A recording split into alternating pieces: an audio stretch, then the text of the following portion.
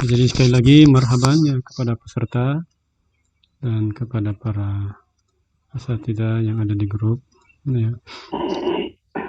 Alhamdulillah kita sudah ada. Kemudian penerjemah kita. Assalamualaikum warahmatullahi wabarakatuh. Assalamualaikum warahmatullahi wabarakatuh.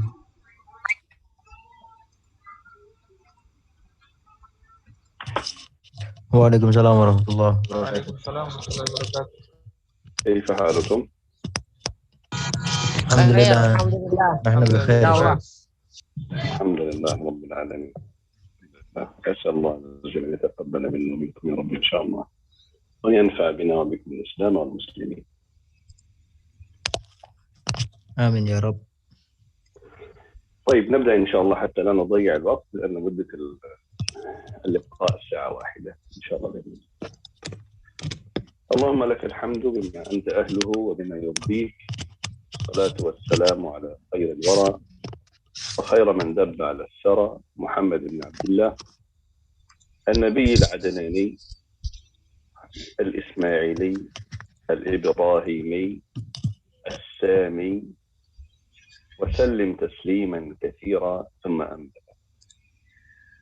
اللهم صل وسلم وبارك على حبيبك وحبيبنا محمد وسلم تسليما كثيرا. اللهم علمنا ما ينفعنا وانفعنا بما علمتنا وارزقنا علما ينفعنا.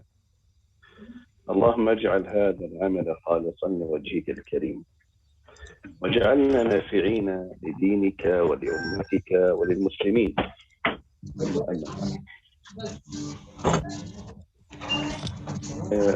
أحبتي في الله، كما تفضل الإخوة بالأمس نستهل بعون الله سبحانه وتعالى محاضراتنا في التربية من خلال كتابنا حصاد الشهد والحنظل ب10 وصايا لا تهمل.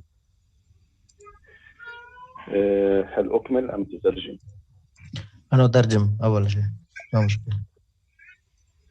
Baik, Asatidz al-Mukarramun, alhamdulillah sebagaimana yang telah disampaikan oleh panitia kemarin, bahwasanya insya Allah kita sekarang akan mulai membaca kitab Hasadus Syahd wal Hanzal, atau artinya adalah bagaimana kita memanen manisnya madu atau memanen pahitnya buah hanzalah dalam 10 wasiat yang tidak boleh kita remehkan. وكما بين لكم المترجم بالأمس والمقدمين، هذا الكتاب كان له قصة وكنا نهدف من هذا الكتاب إلى إصلاح عطوب ومشكلات كثيرة هي منتشرة في الأمة، سواء على مستوى الأمة عموما أو حتى على مستوى الأفراد المسلمين والمسلمات. Jadi sebagaimana yang telah disampaikan juga kemarin oleh para muqaddimin atau para panitia, bahwasanya kitab ini sesungguhnya memiliki kisah yang mana Syekh ambil hikmahnya dari kisah tersebut, yang mana permasalahan dalam kisah ini itu seringkali terjadi di konteks masyarakat secara umum atau konteks individu masyarakat itu sendiri. فهناك مشكلتين رئيسيتين يا أحباب الآن. المشكلة الأولى على مستوى الأفراد، وجدنا أن هناك خلل في التربية الإسلامية وفي الفهم الإسلامي، سواء في على مستوى الأولاد أو على مستوى الطلاب أو حتى على مستوى المجتمع. فهذا البحث يهتم بكيفية تربية وتنشئة الجيل على الفهم الإسلامي الصحيح وعلى المبادئ الإسلامية الصحيحة بطرق تربوية صحيحة. Jadi yang beliau lihat dan beliau garis bawahi dari apa yang beliau dapatkan, khususnya adalah ketika beliau bertemu dengan individu masyarakat muslim secara langsung, adalah terjadinya kholal atau terjadinya kerancuan dalam sistem pendidikan Islamiyah, sehingga dampaknya itu bisa semakin luas dan berdampak kepada hal yang lebih besar, tentunya tidak hanya individu saja melainkan masyarakat Islam sendiri. أما على مستوى الأمة كان يأتينا سؤال من بعض الإخوة يعني يا شيخ الله سبحانه وتعالى وعدنا بالنصر والتمكين في آيات كثيرة منها قوله تعالى في سورة آل عمران ولا تهنوا ولا تحزنوا وأنتم الأعلون إن كنتم مؤمنين ولكن نحن نرى أن الأمة الآن ليست الأعلى هي الأسفل فما هي المشكلة يا شيخ في ذلك؟ كيف أين هو وعد الله؟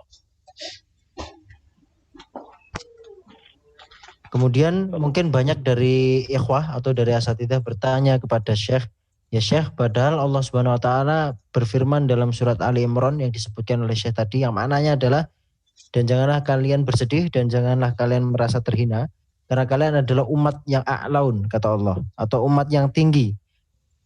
Namun yang kita temukan fakta untuk saat ini, zaman sekarang ini, kita temukan bahwa umat Islam itu sedang dihina, sedang diinjak-injak dan lain sebagainya. Bagaimana ini terjadi? Itu akan diceritakan oleh Syekh. حتى أتكلم في تفاصيل هذا الموضوع ستطول المحاضرة لأننا شرحنا هذا في دورة شهر رمضان الماضي. يا أحباب، هناك أسباب كونية وهناك أسباب شرعية. وعد الله سبحانه وتعالى قائم لا يتخلف، لا يخلف الله وعده، ولكن إن أخذنا بالأسباب الشرعية للوعد، والأسباب الشرعية للوعد في هذه الآية واضحة. قال تعالى ولا تهنوا ولا تحزنوا الشرط وأنتم الأعلون إن كنتم مؤمنين. إذن هناك شرط شرعي، إن حققنا الإيمان الصحيح وعد الله لا يتخلف، لا بد أن نكون الأعلون. إذن الخلل فينا نحن وليس في وعد الله. Masya Allah. Jadi yang perlu kita tadabburi bersama adalah kenapa umat Islam saat ini berada di kondisi yang dihinakan, yang direndahkan dan lain sebagainya, sebagaimana Allah Subhanahu wa taala tidak pernah mengingkari janjinya, maka kita harus mencermati apa yang Allah Subhanahu wa taala katakan setelah ayat tersebut. Bahwasanya di situ Allah Subhanahu wa taala menyebutkan syarat agar umat Islam itu menjadi umat yang tinggi, yaitu agar kalian in kuntum, apabila kalian beriman. Jadi ketika kita tidak mentahqiq atau tidak menghakikatkan hakikat iman itu ada di dalam diri kita, maka itulah penyebab kenapa umat Islam sekarang dalam keadaan dihina, dalam keadaan yang terpuruk. Jadi yang salah, yang rancu adalah keimanan kita dan bukan janji Allah Subhanahu wa taala. وهذا يرجع بنا إلى المشكلة الأولى،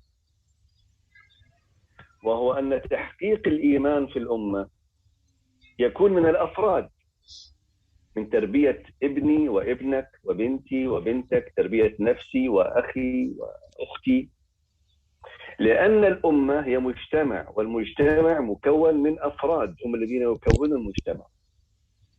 إذا من كان همه صلاح الأمة فعليه بهذا المنهج التربوي، من كان همه صلاح ولده فعليه بهذا المنهج التربوي. فنرى فيه إن شاء الله نقطة تحول في الأمة إن وعت هذا المنهج وعملت به إن شاء الله على مستوى الأفراد وعلى مستوى الأمة بإذن الله. Masya Allah. Sedangkan masyarakat Islam atau umat Islam itu terbentuk dari individu Muslim. Maka ketika kita menginginkan umat Islam ini kembali tinggi, maka kita haruslah mendidik individu Muslim itu. Dimulai dari mana? Dimulai dari anak kita, dimulai dari anak syekh, dimulai dari anak asatidzah sekalian. Maka ketika kita menerapkan konsep pendidikan ini dan menerapkan apa yang ada di dalam kitab ini dan kita ajarkan kepada anak-anak kita, insya Allah Allah Subhanahu wa taala akan menghendaki untuk merubah umat ini menjadi lebih baik lagi. لذلك أقول يا أحباب، نحن في عملنا في المجال الدعوي منذ أكثر من 30 عام تقريبا، ونحن في المجال الدعوي، ثم ما من الله به علينا من علم علمنا إياه، ثم ما تعلمناه منذ نعومة أظافرنا على أيدي علمائنا ومشايخنا وأهل الدعوة. حاولنا أن نحصر ونرى ما هي المشكلات التي في الأمة وما هي وسائل علاجها، وحاولنا أن نبسطها في 10 نقاط فقط، وهذا كهدي الأنبياء في تبسيط الوصايا للناس، كالوصايا 10 لموسى، والوصايا 10 لعيسى صلى الله عليه وسلم، والوصايا 10 للنبي صلى الله عليه وسلم، باعتبار يسهل حفظ هذه الوصايا والعمل بها إن شاء الله. Jadi mengapa kok diringkaskan menjadi 10 wasiat dan lain sebagainya? Ini perjalanannya adalah bermula dari ketika Syekh menuntut ilmu dari para ulama-ulama terdahulu, di mana beliau akhirnya dapat menyimpulkan 10 wasiat yang insya Allah akan dapat merubah keadaan umat ini. Namun mengapa beliau mengambil 10 wasiat saja? Ini karena beliau sebagaimana beliau meneladani apa yang telah Rasulullah SAW lakukan ketika meringkas 10 wasiat para nabi Musa tadi, dan juga tujuannya adalah untuk mempermudah kita menghafalkan wasiat-wasiat tersebut. لذلك يا أحباب اعلموا أن ما من وصية من هذه الوصايا تسقط إلا وسقط معها شيء من الدين وتجرعنا بسببها الحنظل يعني المرار. هذه الوصايا كنت أتمنى أن تكون محفوظة كما تحفظون أسماءكم وأسماء آبائكم، فلا نكاد نجد مرضا قلبيا أو خللا في الأمة عموما إلا لسقوط أحد هذه الأصول 10 أو فساد تناولها. Maka wasiat ini sebagaimana yang telah disampaikan kemarin adalah yang membuat wasiat ini menjadi lebih mudah untuk dipahami adalah karena di sini juga disebutkan oleh Syekh Hafizahullah Ta'ala terkait hanzul atau rasa pahit ketika kita meninggalkan wasiat tersebut. Maka hendaknya di sini Syekh menganjurkan atau melazimkan kepada kita untuk menghafalkan wasiat-wasiat ini sebagaimana kita menghafalkan nama-nama kita. Maka ketika kita sudah mengamalkan wasiat-wasiat ini, kita akan tahu konsekuensi apa ketika kita tidak mengamalkan wasiat tersebut, dan apa rasa manis madu apa yang kita rasakan setelah kita mengamalkan wasiat tersebut. أما عن أسلوبنا في هذا الكتاب بعد تجربتنا في الطبعة الأولى، نحن يا أحباب لابد أن نفهم أن هذه ليست مجرد دورة ننتهي منها وخلاص، لا، هذا منهج حياة، منهج حياة نعيش مع كتاب الله وسنة النبي صلى الله عليه وسلم، نعيش مع الفهم الإسلامي، نعيش مع الفكر الإسلامي. لابد أن نؤسلم حياتنا، نؤسلم نظرتنا للأمور، نؤسلم فهمنا للأمور. نحن مميزين عن بقية الناس غير المسلمين، وهذا بتمييز الله سبحانه وتعالى لنا.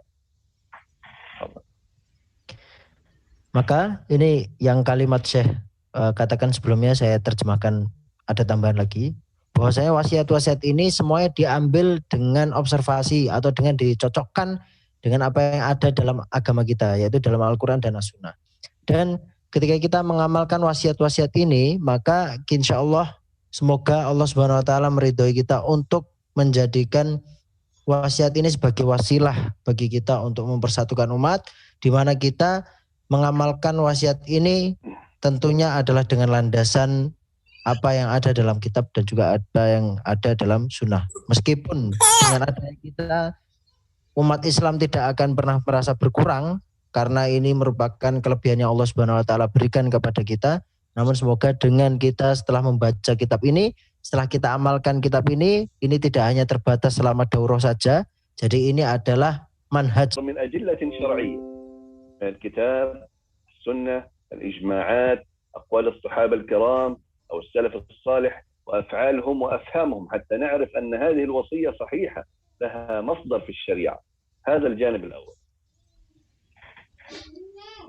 Kemudian ketika kita membaca wasiat tersebut, itu akan dibacakan dengan susunan seperti kurang lebih seperti ini. Sebagaimana yang di blog oleh Syekh di share screen, boleh asatidzah membaca.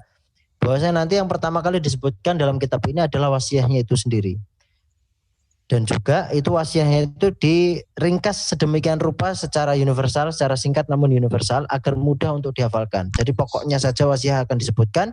Kemudian setelah wasiat disebutkan akan disebutkan juga dalil-dalil dari kitab Al-Quran dan juga Sunnah atau dari ijma' dan juga perkataan-perkataan para ulama sehingga kita dapat melakukan wasiat ini berdasarkan dengan dalil-dalil tersebut.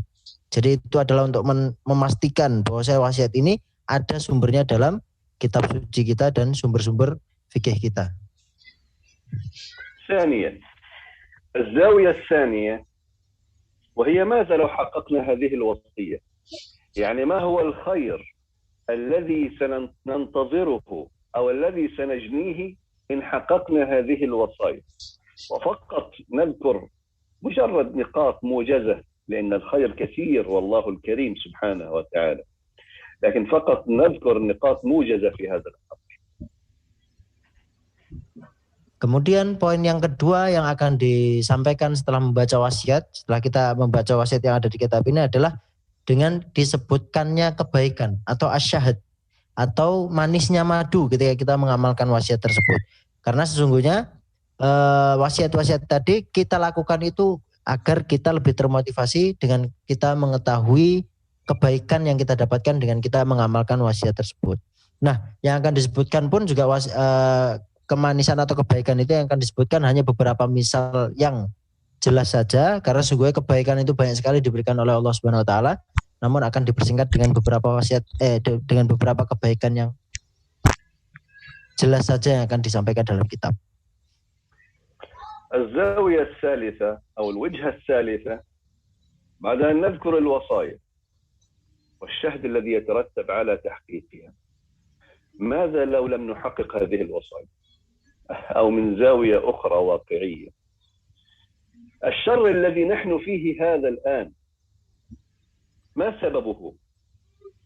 ما سبب الشرور أو المشكلات سواء مشكلات نفسية أو مشكلات أممية على مستوى الأمة أو على مستوى الأفراد أو حتى جسدية أحيانا. فهذا هو الحنظل الذي كان سبب لترك شيء من هذه الوصايا، ونناقشه إن شاء الله أيضا بنقاط موجزة بعون الله. Dan yang ketiga yang akan disampaikan setelah membaca wasiat, membaca kebaikan, kemudian kita akan mengetahui juga keburukan, alhamdulillah, atau keburukan atau kepahitan yang kita dapatkan, konsekuensi kepahitan yang kita dapatkan jika kita tidak mengamalkan wasiat tersebut. Jadi agar kita mengetahui bahwasanya ketika kita meninggalkan wasiat-wasiat yang berasal dari sumber-sumber agama Islam ini, apa konsekuensi yang akan kita hadapi. Dan insya Allah akan diberikan contoh-contoh misal-misal yang simpel saja yang akan disampaikan dalam kitab ini. وهذا مفيد أيضا لأهل التربية وأهل الدعوة عندما يجدوا هذه المشكلات سواء في الأفراد أو في الأمة، إذا نحن نعطيهم خريطة الطريق أو نعطيهم العلاج، كيف يتم علاج هذه المشكلات وهم في طريق الدعوة، سواء على مستوى الأمة أو على مستوى المجتمع أو على مستوى الحي أو على مستوى الفرد. إذا عندما يجد المرض نكون نحن قد وضعنا له علاج وأخبرناه عن سبب هذا المرض وكيفية علاج هذا المرض. Dan kemudian nanti akan disebutkan tentang bagaimana cara kita mempraktekkan atau cara kita mengetahui penyebab-penyebab kerusakan atau penyebab-penyebab kerancuan yang terjadi di umat Islam pada saat ini, Sehingga dalam kitab ini pada dasarnya menyuguhkan kepada kita tentang bagaimana kita mengetahui wasiat yang baik dari Al-Quran tadi, kemudian bagaimana kita mengetahui mengidentifikasi sakit mana yang dialami oleh umat ini.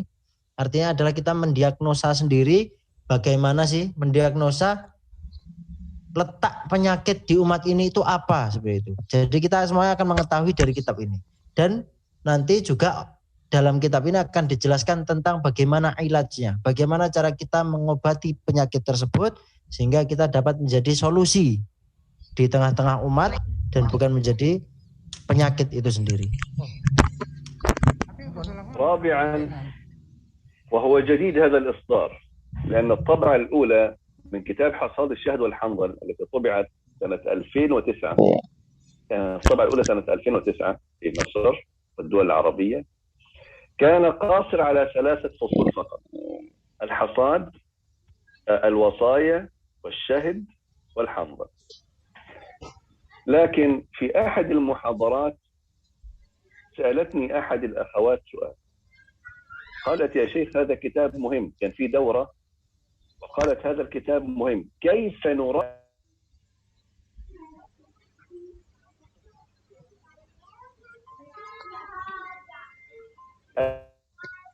فتق في ذهني أنه لا بد أن نضيف قسم رابع وهو قسم تربوي. فعلا نحن في حاجة إلى أن نضع برنامج صحيح تربويا لنربي أولادنا وهذا الجيل على هذه الوصايا منذ ولادتهم إن شاء الله.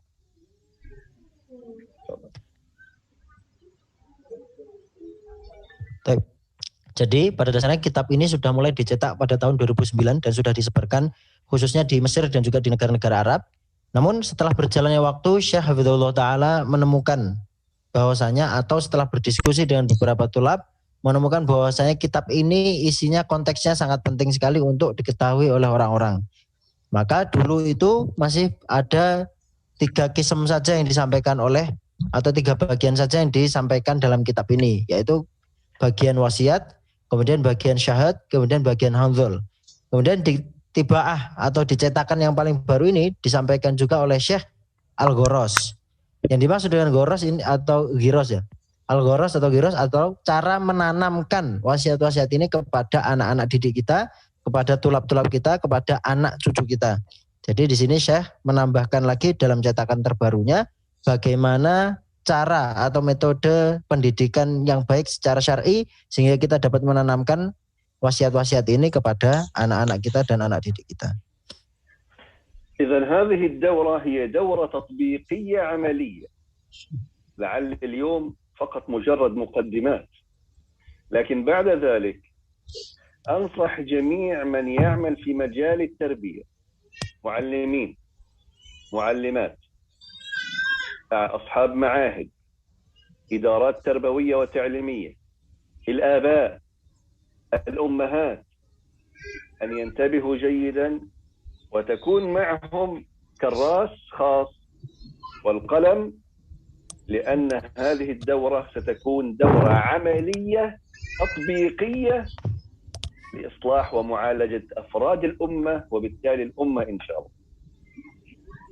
Jadi yang perlu dipahami oleh asatidzah semuanya, ikhwah dan akhwat, bahwasanya daurah ini adalah daurah amaliyah tatbikiyah. Artinya adalah daurah amal yang untuk dipraktekkan. Jadi adalah ini daurah ini sekaligus dengan praktiknya. Maka dari itu hendaknya untuk betul-betul memahami apa yang akan disampaikan oleh Syekh, dan semoga Allah Subhanahu wa taala memudahkan kita untuk memberikan pemahaman, dan juga jangan lupa untuk mempersiapkan kurrosah atau buku tulis dan juga pena untuk mencatat hal-hal yang penting yang mungkin bisa langsung diterapkan dan diaplikasikan saat selama daurah kepada anak didik kita. عندما نتكلم عن مقدمة حصاد الشهد، طبعا في أبيات من الشعر ممكن جميلة، أتمنى يعني من يستطيع أن يترجمها لاحقا، لكن لن نطيل يعني لن نشرحها الآن. لكن عندما نتكلم عن الشهد كما تكلمنا بشكل موجز سابقا يا أحباب، الشهد هو الخير الذي يجنيه المسلمون أفراد وجماعات من حلاوة وخير بسبب تحقيق هذه الوصايا على أرض الواقع ودخولها حيز التطبيق العملي، ليس فقط نظريات. نحن سمعنا محاضرات كثيرة ونسمع من أساتذة كثير، لكن هل ما سمعته دخل حيز التطبيق العملي أم لا؟ ليس مجرد حضورك للمحاضرة سيغير الأمة، لا، تطبيقك للتطبيق العملي لهذه المحاضرات بين الأفراد المسلمين هو الذي سوف يغير أمة الإسلام إن شاء الله. Jadi sebagaimana disampaikan Syekh tadi, harapannya setelah daurah ini adalah agar kita dapat merubah diri kita sendiri masing-masing, kemudian merubah anak-anak kita, mendidik anak-anak kita, dan juga untuk kedepannya lagi dapat merubah umat. Itulah tadi kenapa disampaikan oleh Syekh Hafizahullah Ta'ala dalam paragraf yang pertama itu, bahwasanya tujuan dari dituliskannya asyhad atau manisnya madu itu, atau manisnya ketika kita mengamalkan wasiat tersebut adalah agar kita dapat mengetahui rasa manis apa dan juga kenikmatan apa yang akan kita rasakan ketika kita mengamalkan wasiat tersebut dan apa dampaknya untuk umat muslim. Jadi wasiat ini akan dapat merubah umat apabila wasiat ini kita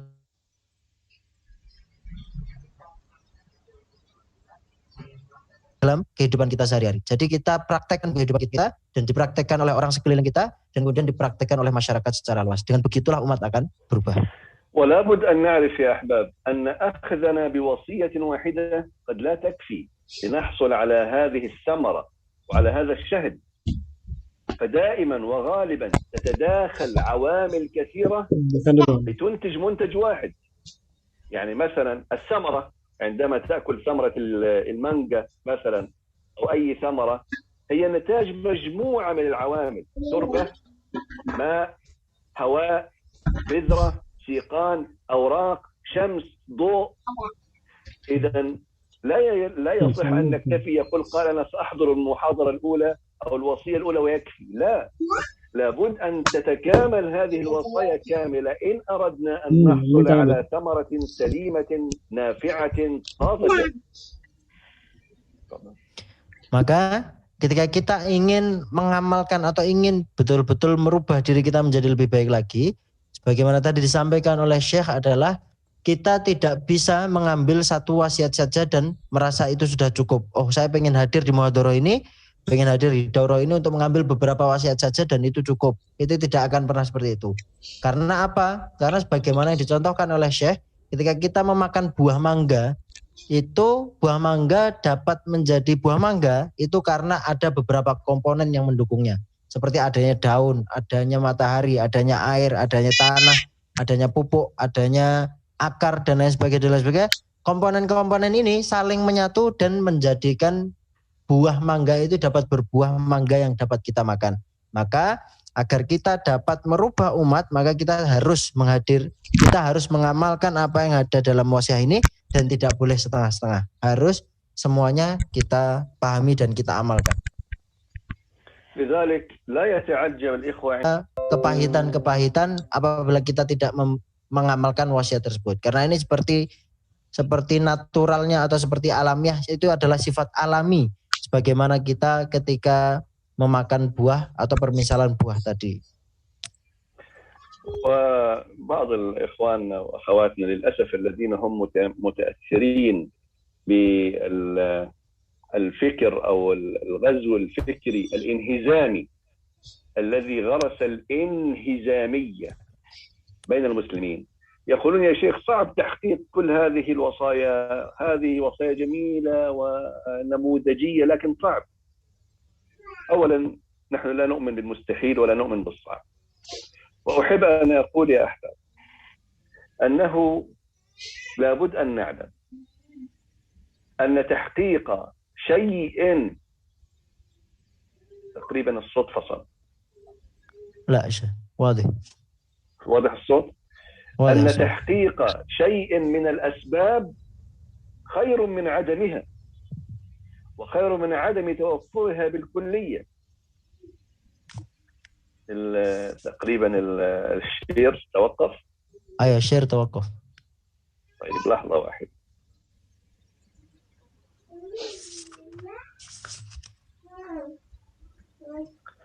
فأن نحقق شيئا من الأسباب خير من عدم توفرها بالكلية يا أحباب. فأن نحقق شيئا من المخرجات والنتائج خير من عدمها، وأن نهيئ شيئا من مقومات الثمرة خير من انعدامها. نقوم بدورنا، وأكيد إن أراد الله بهذه الأمة خير سيجعل من يكمل بعدنا ويتمم الخير لهذه الأمة، لكن لا نيأس، نقوم بدورنا ما استطعنا. هذا واجب على كل مسلم ومسلمة. Jadi sebagaimana yang disampaikan oleh Syekh, bahwasanya kita harus berdiri, kita harus melaksanakan tugas kita, melaksanakan peran kita sebagai seorang muslim dan muslimah di sini. Maka sebagaimana kita sadari bahwasanya kita berada dalam era Ghazwul Fikri atau era perang pemikiran. Maka hal-hal yang akan disampaikan dalam kitab ini mungkin kita akan berpikir, oh ini nasihat yang baik sekali, tapi sangat sulit untuk dilakukan saat ini. Maka di sini saya menyampaikan bahwa beliau tidak percaya adanya kemustahilan dan tidak percaya yang namanya kesulitan dalam beramal, karena beliau percaya kepada Allah Subhanahu wa taala saja. Maka kita harus mengambil peran kita dan mengambil bagian kita, kontribusi kita dalam umat ini agar kita dapat mentahqiq kembali bahwasanya ketika kita melakukan satu hal itu lebih baik daripada kita tidak melakukannya sama sekali. Dan juga ketika kita mengambil satu peran dalam umat ini itu lebih baik daripada kita tidak mengambil peran apapun dan kita tidak berkontribusi apapun sama sekali. Maka dari itu, mari di sini saya mengajak, mari kita mengambil peran kita masing-masing dan semoga kita akan menjadi sebab-sebab sedikit demi sedikit umat ini menjadi lebih baik lagi. هناك مسألة تربوية في العقيدة لابد أن نفهمها جيدا. هذا الهامش يا أحمد، لابد أن نعلم ونعتقد أن كافة الأسباب مهما أخذنا بها لا تأتي ثمارها إلا بتوفيق الله سبحانه وتعالى. قال تعالى: أفرأيتم ما تحرثون أأنتم تزرعونه أم نحن الزارعون. قد ترمي البذرة تأخذ بكل الأسباب، لكن الله لا يقدر لهذه البذرة أن تنبت لحكمته سبحانه وتعالى. كذلك لابد أن تكون هذه الأسباب كالوصايا هذه من التي يرضى عنها الله سبحانه وتعالى، فيمن الله علينا بالتوفيق والتوبة والصلاح. اسمع لقوله تعالى: ثم تاب عليهم ماذا؟ ليتوبوا إن الله هو التواب الرحيم. يعني لابد أن يرضى الله عن العبد أولا إذا علم صدق عزمه على التوبة والإصلاح، حينها يهديه الله سبحانه وتعالى للتوبة ويوفر له أسباب الصلاح والإصلاح. إذا إن يسر الله لك طريقة هداية كهذا الدرس مثلا، هذه علامة على أن الله سبحانه وتعالى علم بك خيرا فهداك له. فالأمر أوله وآخره لله سبحانه وتعالى، ما نحن إلا آخذي بالأسباب فقط. Masya Allah. Jadi kita harus memahami juga bahwasanya ketika kita sudah mengamalkan semua yang ada dalam kitab ini, mengamalkan wasiat-wasiat yang ada dalam kitab ini, itu tidak cukup untuk memberikan kebaikan kepada kita. Artinya syahad ini atau kebaikan-kebaikan yang akan kita terima ketika kita mengamalkan wasiat ini itu belum pasti kita terima selama belum ada taufik Allah Subhanahu wa taala dan juga iradahnya Allah Subhanahu wa taala. Sebagaimana dalam firman Allah bahwa saya mengingatkan kepada kita, apakah kalian yang menanam tumbuhan itu ataukah kita yang menumbuhkan tumbuhan itu? Maka dari itu ini adalah hikmah bahwasanya ketika kita mengamalkan segala sesuatu kita harus paham bahwasanya ketika kita dimudahkan urusannya maka itu adalah kemudahan datangnya dari Allah Subhanahu wa taala. Dan di sini Syekh menjelaskan dan menegaskan lagi bahwasanya kita mengambil wasiat-wasiat ini dan mengamalkan wasiat-wasiat ini kita harus mengetahui dulu kita harus meminta taufik Allah Subhanahu wa taala dulu. Sebagaimana Allah Subhanahu wa taala akan menerima taubat seseorang itu dilihat dengan azamnya atau dilihat dengan kemauannya yang kuat atau tidak. Kalau dia memiliki kemauan yang kuat untuk bertaubat, maka Allah Subhanahu wa taala akan memberikan kebaikan.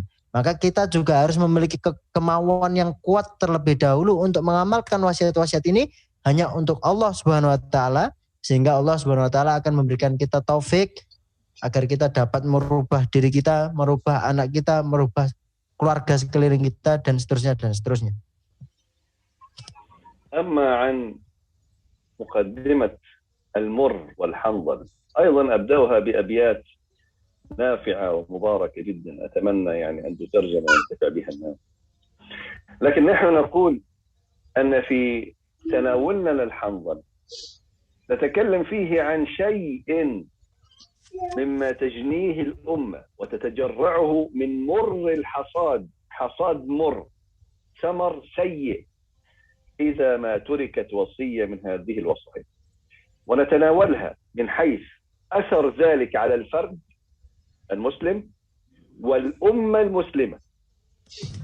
فيبدو لنا عندما نتناول ذلك أنه تقريبا لا يوجد وصية من هذه الوصايا تترك أو تهمل إلا ويتبعها خطوب وعطوب تتجرع الأمة كلها مرارتها، أفراد ومجتمعات. Dan juga sebagaimana yang dituliskan dalam Asy-Syahid, di sini Syekh juga menuliskan dalam kitabnya apa tujuan beliau menuliskan Al-Handul. Al-Handul ini adalah buah yang pahit. Jadi ini adalah permisalan seperti kita memanen buah yang pahit ketika kita meninggalkan wasiat-wasiat tersebut, dan apa dampaknya secara individu muslim dan apa dampaknya secara umat secara keseluruhan. Maka dari itu yang akan kita bahas ketika kita membaca pahit atau handol ini adalah apa konsekuensi yang akan kita hadapi secara individu muslim dan apa konsekuensi yang kita hadapi secara umat muslim sebagai umat muslim secara umumnya ketika kita meninggalkan wasiat-wasiat tersebut. Seperti itu. ولأنني أعلم أن هذه الدورة موجهة لدعاة وداعيات أساتذة وأستاذات وأناس في حقل الدعوة وفي حقل التعليم، لذلك لم نذكر الحنظل مجمل عموما، لا، نذكر كل وصية وما يترتب عن هذه الوصية من حنظل وليس على وجه الحصر. للأسف أمراضنا وخطوب أمتنا أصبحت من الكثرة بحيث لا يحصيها بحث موجز كهذا، لكن نحن نذكر أمثلة حتى يبدأ يفهم الداعية الرجل أو المرأة، الأستاذ أو الأستاذة، المعلم أو المعلمة، علاقة المرض بالوصية. عندما يجد مرض معين في الفرد أو مرض معين في الأمة أو في ابنه أو في بنته أو في الطالب، يعرف أن هذا المرض بسبب هذه عدم فعل هذه الوصية، حتى أرتب أفكار المعلمين والمعلمات والدعاة والداعيات والآباء والأمهات. Jadi nanti sebagaimana Syekh mengetahui bahwasanya daurah ini diselenggarakan adalah salah satunya untuk dikhususkan kepada para dai dan daiyah, sehingga di sini nanti beliau hafizallahu taala ketika menyebutkan hamzul atau kepahitan buah pahit itu tadi, maka beliau akan menyebutkan satu permisalan saja atau beberapa permisalan saja yang penting, sehingga kita tujuannya itu yang paling penting adalah ketika kita menemukan ada penyakit umpamanya. Yang disebut dengan penyakit itu bisa jadi masalah yang ada dalam individu seorang muslim atau yang ada dalam umat secara keseluruhan, kita akhirnya dapat mendiagnosa, kita akhirnya dapat mengidentifikasi apa penyebab dari masalah yang terjadi di dalam umat ini. Jadi sebagaimana yang tadi disampaikan oleh Syekh, bahwasanya kita bisa mendiagnosa, oh ternyata penyakit ini penyebabnya adalah karena kita meninggalkan wasiat yang ini dan seterusnya dan seterusnya.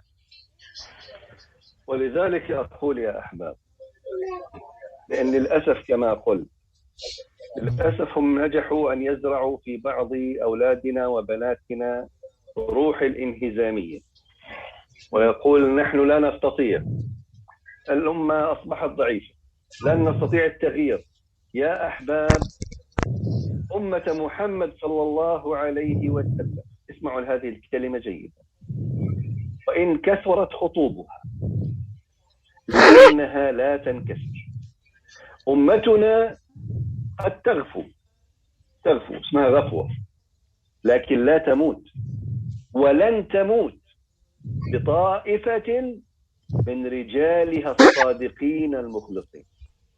وأنا لا أقصد بالرجال الذكور، لا، الرجال هو كل رجل، كل مسلم ومسلمة ممن هم أهل لحمل الأمانات ورفع الرايات، كما في قوله تعالى من المؤمنين رجال صدقوا ما عاهدوا الله عليه. هل يقصد به هنا الذكور؟ لا، الرجال هم الذين صدقوا ما عاهدوا الله عليه. فكم من امرأة بذلت ما لم يبذله الرجال، ونصرت دين الله في مواضع لم ينصره فيها الرجال. وقال تعالى رجال لا تلهيهم تجارة ولا بيع عن ذكر الله. هل يقصد الذكور؟ لا، يقصد كل مسلم ومسلمة لا تلهيهم تجارة ولا بيع ولا دنيا عن ذكر الله وعن إقام الصلاة وإيتاء الزكاة وعن البذل لدين الله، يخافون يوما تتقلب فيه القلوب والأبصار. Masya Allah. Maka di sini Syekh menyadari betul kondisi di mana musuh-musuh Islam itu sudah menanamkan roh-roh inhizam atau roh-roh perpecahan yang sangat luar biasa di antara umat muslim. Roh terpecah belah, polarisasi dan lain sebagainya. Maka dari itu kita mungkin akan berpikir bahwasanya oh ini sulit sekali untuk dilakukan. Untuk menyatukan umat ini akan sangat sulit sekali. Namun satu hal yang Syekh Hafizahullah Ta'ala percaya adalah bahwasanya umat Nabi Muhammad SAW walaupun banyak porosnya, walaupun banyak kutubnya, walaupun banyak kelompok-kelompoknya, tetapi sesungguhnya mereka tidak pernah terpecah. Karena umatnya Nabi Muhammad itu, Nabi Muhammad SAW itu adalah satu. Dan umat kita mungkin saat ini masih dalam keadaan tertutup, masih dalam keadaan yang jatuh, namun sesungguhnya kita tidak pernah mati. Kita tidak mati, walakinna la tamut walan tamut. Tetapi tidak mati dan tidak pernah mati. Dengan apa? Siapa yang akan menyelamatkan umat ini? Yaitu Taifah, orang-orang. Taifah min rijaliha. Di sini dituliskan rijal, yang dimaksud ini tidak hanya laki-laki saja, namun yang dimaksudkan rijal itu adalah setiap muslim ataupun muslimah yang memegang teguh syariat Islam, memegang teguh bendera Islam, dan yang bahwasanya sebagaimana dalam firman Allah ya, yang disampaikan oleh Syekh tadi, yang maknanya adalah rijalun itu adalah muslim atau muslimah yang tidak terlena dengan urusan dunia, dengan urusan tijarah, perdagangan, dan juga dengan urusan bermain-main di muka bumi ini. Urusan-urusan duniawi itu tidak melenakan mereka dari zikir kepada Allah Subhanahu wa Ta'ala. Dan itu yang dimaksud dengan rijal, itu tidak hanya untuk laki-laki saja, melainkan untuk muslimin dan muslimat, orang-orang yang teguh, orang-orang yang sidik, yang terpercaya, yang memegang bendera Allah Subhanahu wa Ta'ala. فالأمة لن تموت بطائفة من رجالها الصادقين المخلصين. لا يشترط أن يكون جميع المسلمين صالحين. انتبهوا جيدا، لا يشترط تقول أكثر الناس على باطل، لا، المهم أن يكون هناك طائفة صادقة مخلصة يرفعون لواء الله ويستشعروا مسؤولية الأمة ويتداعوا لجراحات الأمة بالسهر والحمى. فهم قلة، لكن قلتهم مع الله كثرة. قد يكونوا فقراء لكنهم يعلمون أنهم مع الله الأغنى. قد يكونوا ضعفاء لكنهم يعلمون أنهم مع الله الأعز. لذلك ظنهم الجاهلون والمنافقون أنهم حمقى مغرورون، يقولون أنا أنتم ماذا تظنون أنفسكم؟ أنتم تغيروا الدين؟ أنتم تصلحوا حال الأمة؟ هكذا قال أهل الباطل سابقا. قال تعالى: إذ يقول المنافقون والذين في قلوبهم مرض ماذا؟ غر هؤلاء دينهم.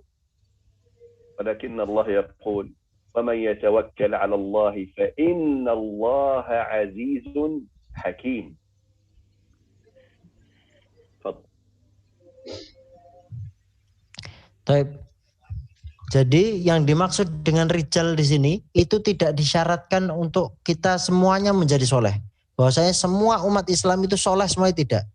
Yang disyaratkan ini yang harus diperhatikan bahwasanya hanya ta'ifah saja, hanya sekelompok seorang muslim saja yang disyaratkan untuk menjadi baik dan mengajak saudara-saudaranya untuk kepada kebaikan dan mengajak mereka untuk kembali kepada Allah Subhanahu wa taala dan bertugas dan memiliki rasa tanggung jawab bahwa mereka memegang amanah dari Allah Subhanahu wa taala untuk mengangkat bendera Allah Subhanahu wa taala untuk menegakkan syariat Islam. Jadi mereka ini meskipun mereka adalah orang-orang yang lemah, namun di mata Allah mereka adalah orang yang kuat. Mungkin di dunia ini mereka fakir, fuqara, tapi di mata Allah Subhanahu wa taala dan mereka tahu bahwa di mata Allah saya ini adalah orang-orang yang kaya raya. Meskipun di dunia ini mereka hanya orang-orang yang fuqara.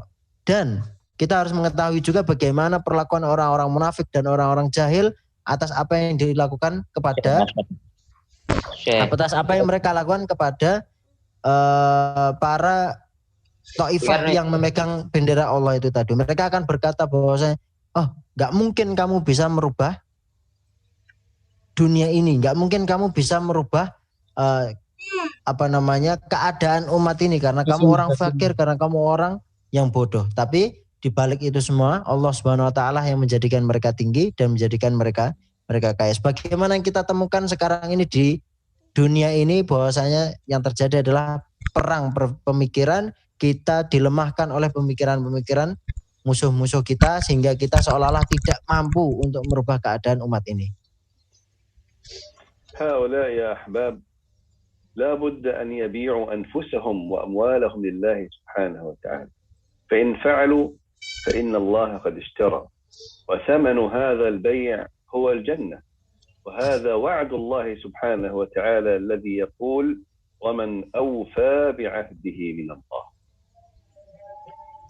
Maka taifah-taifah atau sekelompok orang tadi yang telah berjuang demi nama syariat Islam, demi nama Allah Subhanahu wa taala, maka sesungguhnya mereka sedang melakukan transaksi jual beli, sedang melakukan jual beli kepada Allah Subhanahu wa taala, di mana apa yang mereka lakukan sekarang itu akan Allah Subhanahu wa taala beli di akhirat kelak dengan jannah. Amin ya rabbal alamin. Dan Allah Subhanahu wa taala tidak pernah Dan Allah Subhanahu wa taala tidak pernah mengingkari janjinya sebagaimana dalam surat At-Taubah ayat 111. وهم الذين قال عنهم النبي صلى الله عليه وسلم لا تزال طائفة من أمتي. انتبهوا، ليست جميع الأمة بل طائفة من الأمة، يعني ليست كل الأمة ستكون على خير وعلى حق. الطائفة لا تزال طائفة من أمتي ظاهرين على الحق لا يضرهم من خذلهم. انتبه، لم يقل من هزمهم. الهزيمة تكون من العدو والخذلان تكون للأسف من أخوك ابن جلدتك، يعني من المسلمين. لا يضرهم من خذلهم حتى يأتي أمر الله وهم كذلك. أمر الله يعني إما أن يأتيهم النصر أو الموت في سبيل الله أو يوم القيامة. Maka sebagaimana sabda Nabi SAW juga bahwasanya yang ini sudah dituliskan dalam hadis bahwasanya la tazalu ta'ifatun min ummati. Ini yang harus kita garis bawahi bahwasanya tidak disyaratkan semua umat muslim itu baik, tidak disyaratkan semua umat muslim itu dalam keadaan yang benar, tapi hanya ta'ifah saja.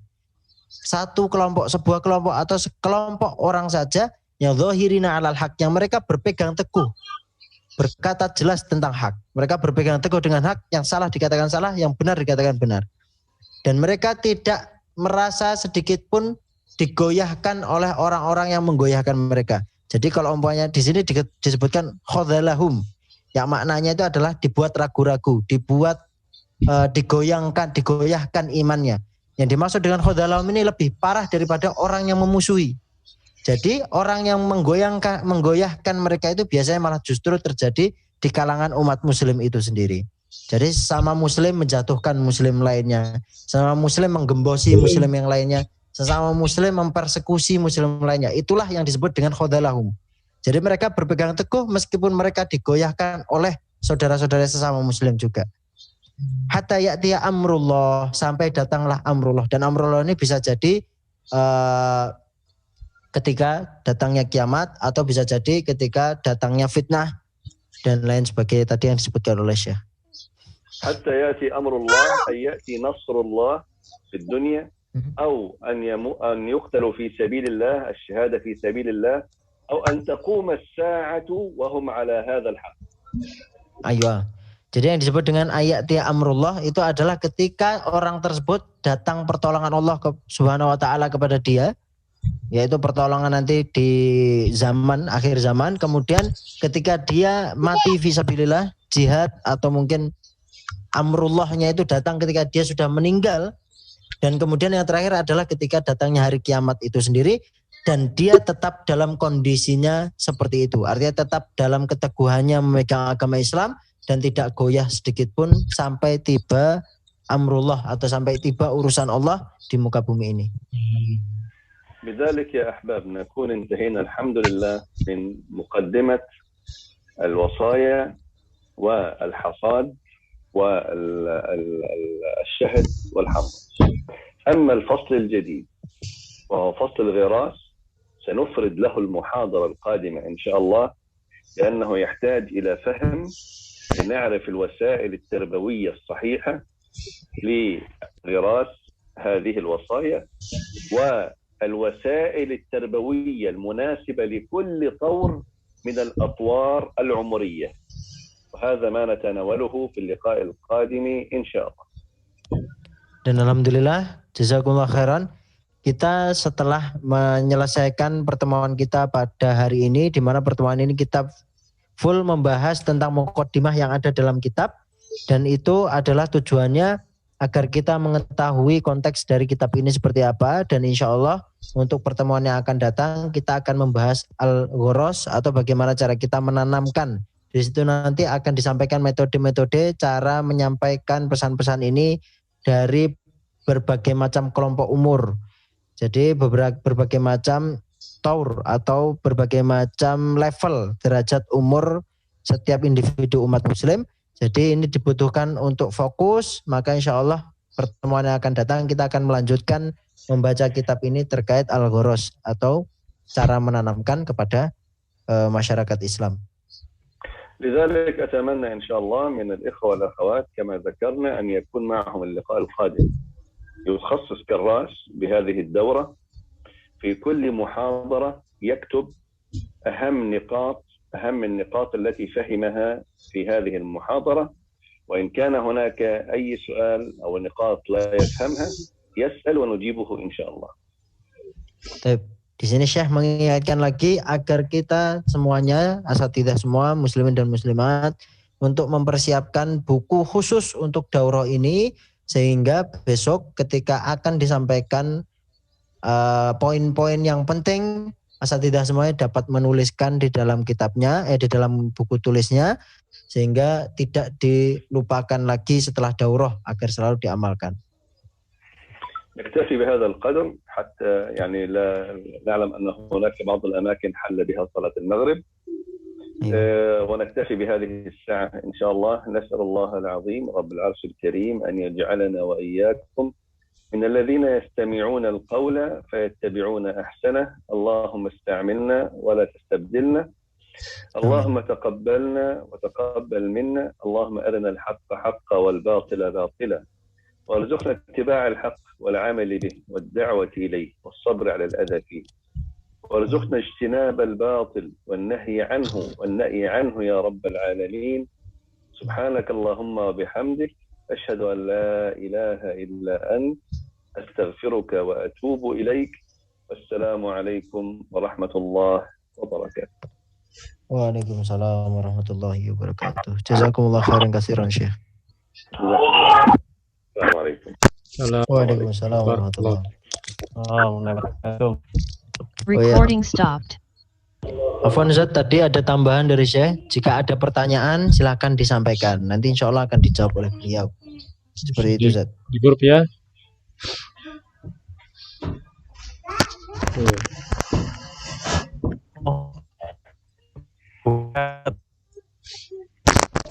Alhamdulillah.